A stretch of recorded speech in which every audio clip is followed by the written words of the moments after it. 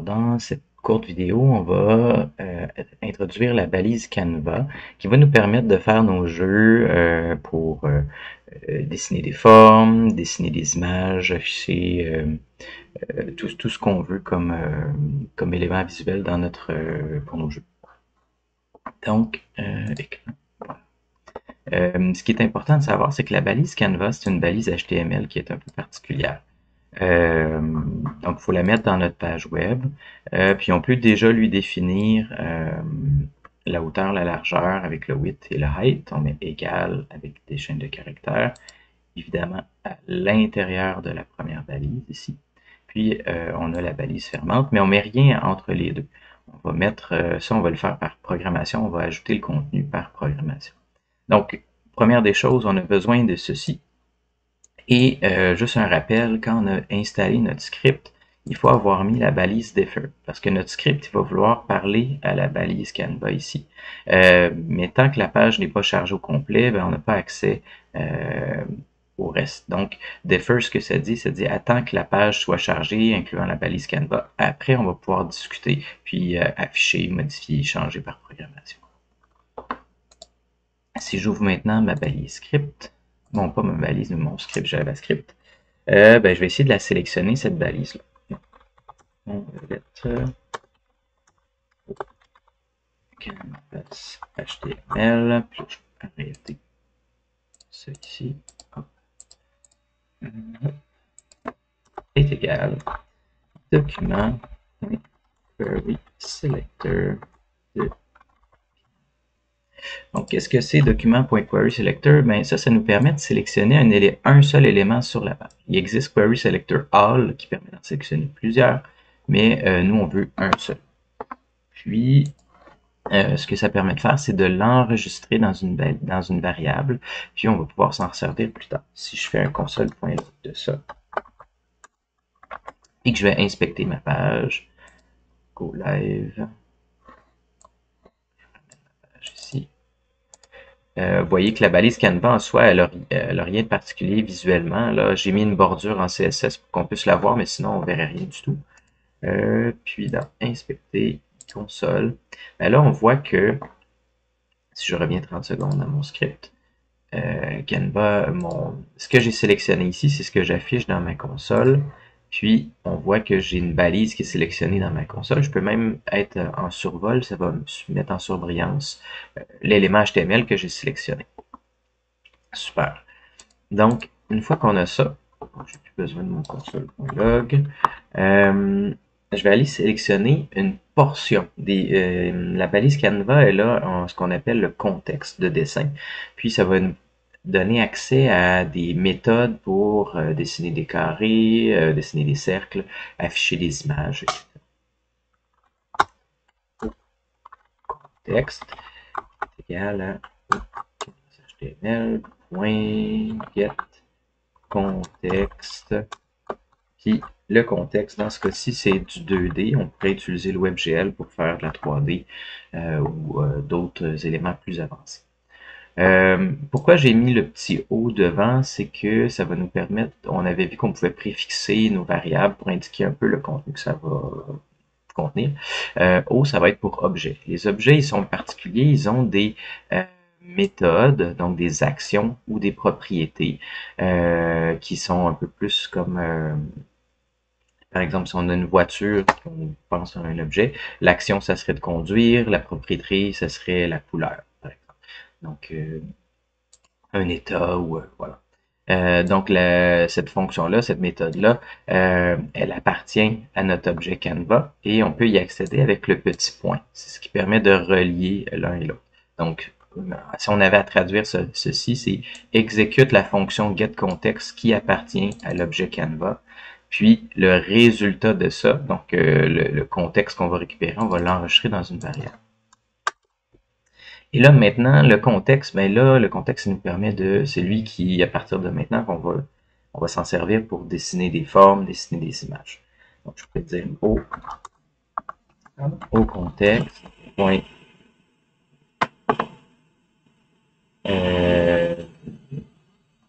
fill rect. Puis là, à l'intérieur de fill rect, je vais pouvoir mettre une position, donc 0, 0, puis la hauteur et la largeur du rectangle qui m'intéresse, 50 par 50.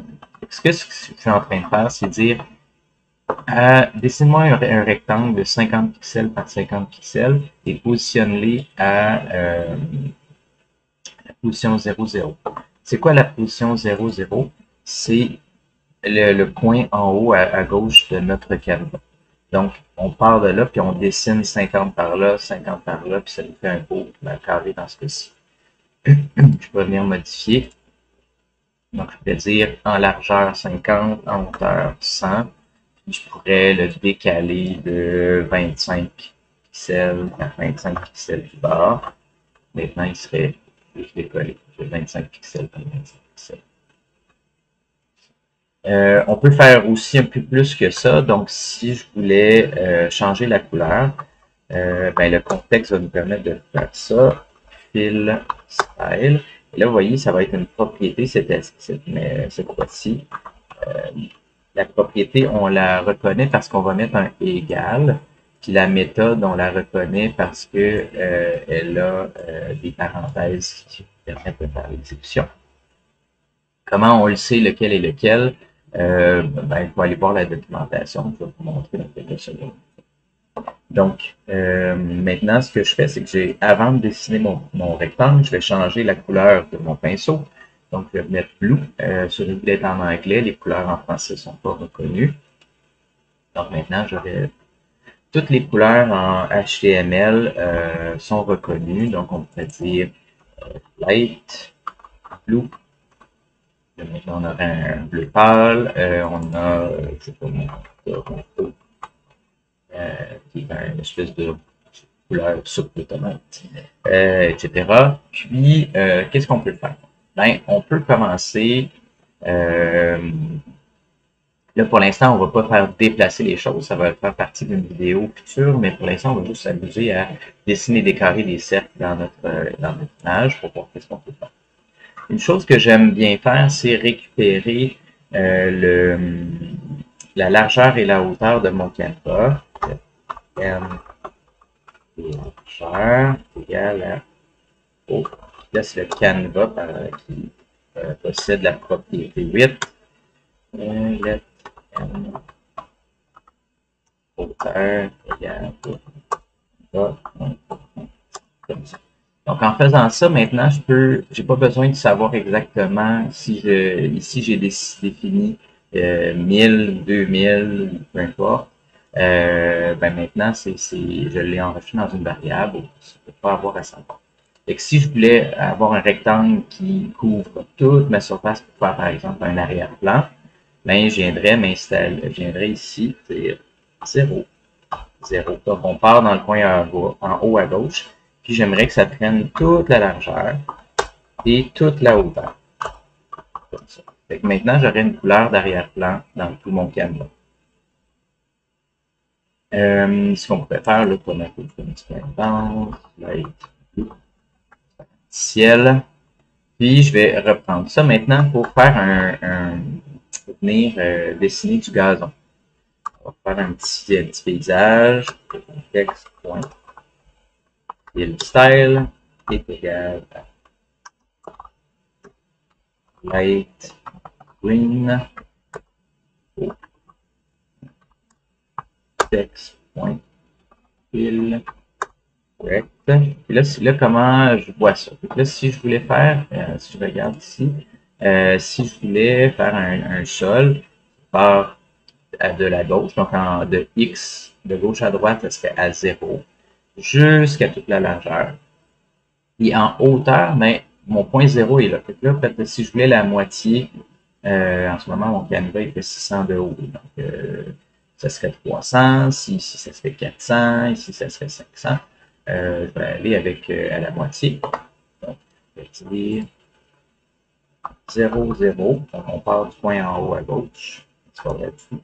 0, 300. Que j'aimerais à gauche, mais 300 à partir du haut. Puis, j'aimerais que ça prenne toute la largeur. N largeur. Mais j'aimerais que ça prenne aussi juste 300 de haut.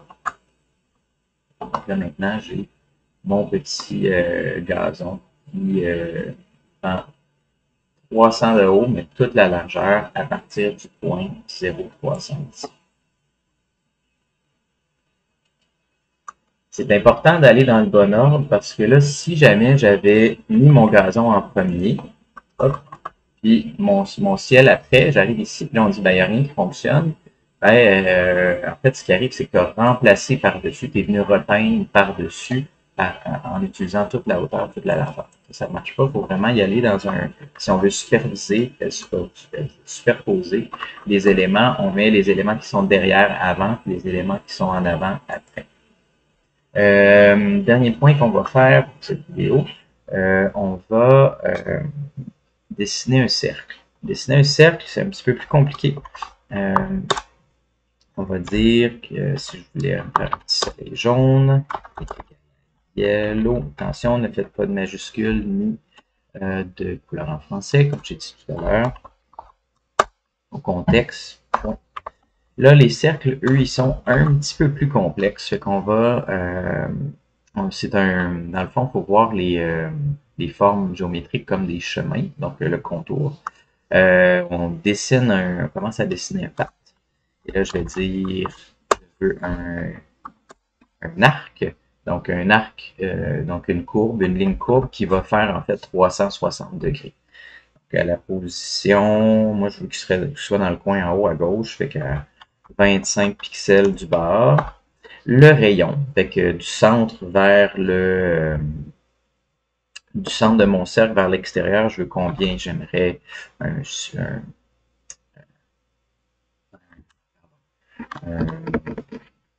cercle de 100 de diamètre ou 50 de rayon. L'angle de départ. Fait que là, on pourrait faire des demi-cercles, des quarts de cercle, etc. Moi, je vais commencer par dire, ben, mon angle de départ, c'est 0. Donc, ça serait complètement en haut de mon cercle. Puis là, j'aimerais faire un tour de 360. Sauf que les angles en mathématiques, on peut les calculer de deux façons, soit en angle, en degrés, en Euler angle, comme on connaît, le 360 degrés, ou en radian. En radian, c'est une autre façon de calculer. Un cercle complet, c'est pi fois 2. Donc, on va utiliser l'objet math, on va y voir dans les vidéos futures l'objet math plus en détail. Et ça nous permet d'accéder au nombre pi fois 2. Donc 2pi, ben ça fait 360, l'équivalent d'un cercle complet en radian. C'est comme ça que ça fonctionne. Ensuite, au contexte, j'aimerais remplir cette forme-là parce qu'on maintenant FillRect, lui, il est rempli par défaut, mais si on fait des formes géométriques, on doit pouvoir les remplir comme on veut. Fill. Puis, au contexte, close path. Donc, je ferme mon chemin, puis je viens m'assurer que ma forme est terminée ici. Donc, en faisant ça, j'ai un petit soleil qui s'affiche dans le coin. Les cercles ils sont un petit peu plus complexes, mais parce qu'ils demandent un peu plus d'étapes. Mais l'idée, c'est qu'on comprenne, on démarre une courbe, une forme géométrique, on utilise un arc. Après ça, on pourrait dessiner des lignes droites si on voulait, on pourrait connecter des points entre eux. Une fois qu'on a fini notre forme, on vient la remplir, puis on vient fermer notre chat. Une fois qu'on a ça, est-ce qu'il y avait d'autres choses que je voulais indiquer pour le Canva? Un instant. Je vais arrêter la vidéo là, vu que ça fait déjà un petit 15 minutes. Donc, ce que j'aimerais qu'on retienne, c'est il faut sélectionner la balise Canva. Vous remarquerez que j'ai rien mis dans mon Query Selector, donc c'est la première balise Canva qui est trouvée sur ma page qui va être retenue. On récupère le contexte de dessin avec Get Context avec un grand C. Puis ensuite, ben, on peut venir utiliser Fill Style, Fill Rect, Arc pour remplir tout ça. Si je voulais écrire du texte, c'est vrai, il me reste ça. Je vais faire une vidéo supplémentaire pour le texte, je le ferai à part. Si on cherche la référence, donc vous voyez, si je me mets en survol ici, j'ai ma référence dans MDN qui va m'amener à la documentation officielle pour, si on veut avoir plus d'informations, sur les méthodes, puis avoir les autres méthodes du contexte là, sur la gauche ici. Comme ça va nous permettre d'aller explorer un petit peu plus. Je n'ai pas le temps de tout montrer nécessairement dans le cadre de cette vidéo-là, mais éventuellement, je vais vous en montrer un petit peu plus. Donc, c'est tout pour cette vidéo. Dans la prochaine vidéo, je vais vous montrer à utiliser du texte, puis dans celle après, comment dessiner des images.